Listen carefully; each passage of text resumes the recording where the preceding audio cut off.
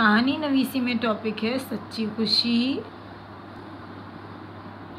और गर्ल्स ये वाली कहानी लिखेंगी। जून का महीना था। दोपहर के वक्त सूरज शिद्दत के साथ गर्मी बरसा रहा था। मैं स्कूल की छुट्टियाँ मना रही थी और अपने घर में ठंडे मशरूबात से लुत्फ अंदोज हो रही थी।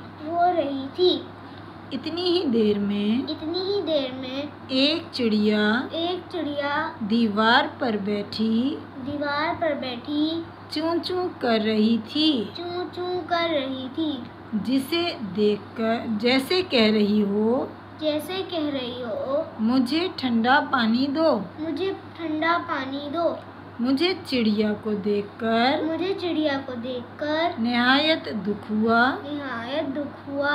कि मैंने पहले ही दीवार की मुंडेर पर पानी क्यों ना रखा।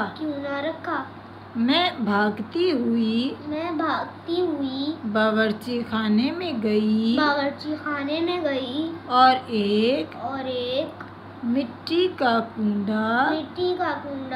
मिट्टी का बर्तन उठाया जिसे पानी से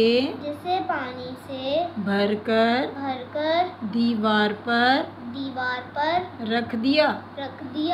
चिड़िया ने जल्दी पानी पिया और मेरी तरफ शुक्रगुजार नजरों से देखा। देखते ही देखते दूसरे परिंदे भी आ गए और पानी पीने लगे। जिसे देखकर मेरे दिल को सुकून और खुशी हासिल हुई।